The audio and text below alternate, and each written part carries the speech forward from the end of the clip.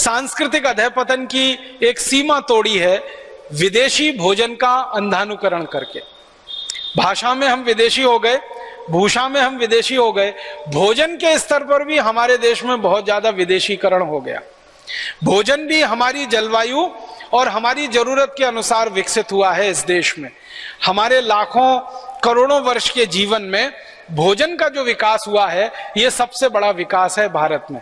भारत में माना जाता है, सारे विद्वान इस पर एक मत है कि भोजन में जो कुछ हमने विविधता लाई है पिछले हजारों लाखों वर्ष में, ये भारत की सबसे बड़ी देन है पूरी दुनिया के। शायद भारत के भोजन में जितनी विविधताएं हैं दुनिया के किसी देश में आपको नहीं मिलेंगी। आप जानते हैं गेहूं भारत में भी पैदा होता है, गेहूं ब्रिटेन में भी पैदा होता है, गेहूं कनाडा में भी पैदा होता है, गेहूं अमेरिका में भी पैदा होता है, यूरोप के और भी कई देशों में गेहूं पैदा होता है। गेहूं एक ही तरह की फसल है, वो भारत में भी है, यूरोप के कई देशों में और अमेरिका में भी है। हम गेहूं का आटा बनाते हैं और आटे से फिर हम पूड़ी बनाते हैं, कचौरी बनाते हैं, हम पराठा बनाते हैं। पराठे कई तरह के बनाते हैं, पूरियां कई तरह की बनाते हैं, कचौरियां कई तरह की बनाते हैं, रोटी बनाते हैं तो रोटी भी कई तरह की होती है।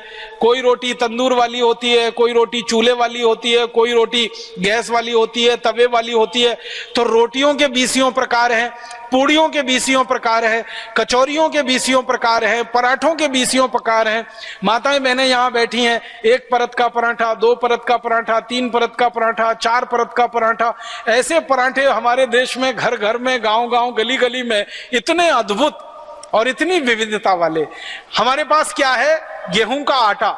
उसी गेहूं के आटे से खाने के लिए सैकड़ों तरह की चीजें हम बना सकते हैं, पूरी, पराठा, रोटी आदि के स्तर पर। यूरोप के पास भी वही गेहूं का आटा है, लेकिन उनके पास बनाने के लिए दो ही चीजें हैं, या तो पाव रोटी या डबल रोटी। दो ही चीजें हैं उनके पास। और उसको दो भी क्यों कहें, एक ही चीज है।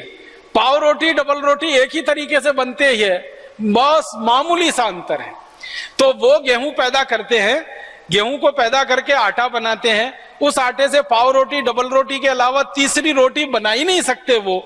हमारे यहाँ सैकड़ों किस्म की रोटियां, पूरियां, कचौरियां हम बनाते हैं।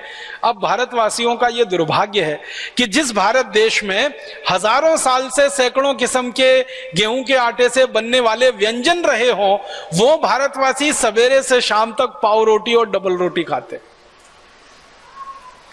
वो pizza, burger, hot dog, cold dog, इन्हीं नामों पे है सब वो पाव रोटी और डबल रोटी। पिज्जा कह लो, बर्गर कह लो, उसको बीच में से काट के सलाद भर लो या सलाद के बीच में उसको लगा के खा लो, बात तो एक ही है। तो आप देखो कि कितने नीचे हम आए, कितना पतन हमारा हुआ। सैकड़ों किस्म के व्यंजन जो हम गेहूं के आटे से बना सकते हो, उस देश के लोग पाव रोटी, डबल रोटी, पिज्जा, बर्गर खाने में फंस जाएं, तो ये भी हमारे सांस्कृतिक अधःपतन की ही निशानी है, या बल्कि मूर्खता की निशानी। मूर्खता इसमें पता है क्या है? कोई भी पाव रोटी और डबल रोटी जो आप खाते हैं ताजा नहीं होती। ताजा होती तो वो बनती ही नहीं, वो तो बासी ही होती है। वो एक दिन बासी हो सकती है, 2 दिन हो सकती है, 10 दिन हो सकती है, 15 दिन हो सकती है।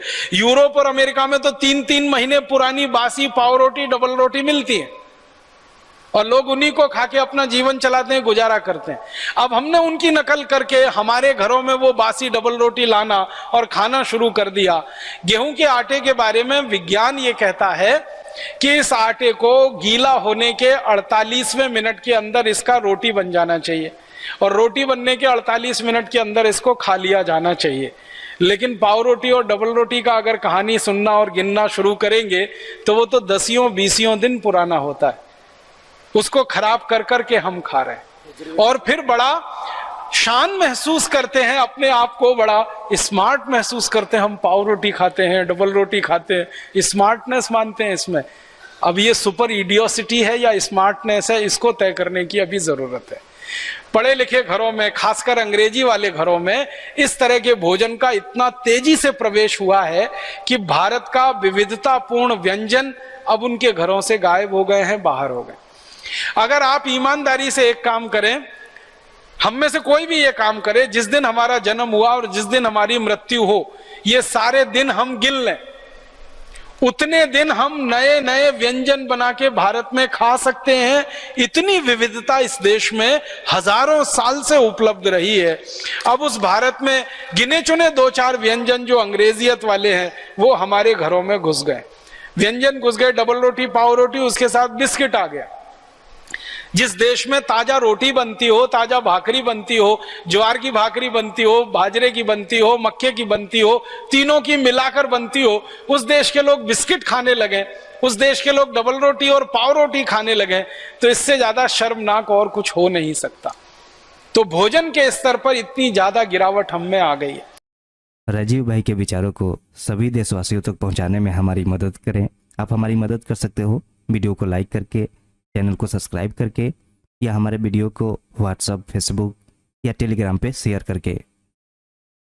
वीडियो देखने के लिए आप सबको बहुत बहुत धन्यवाद।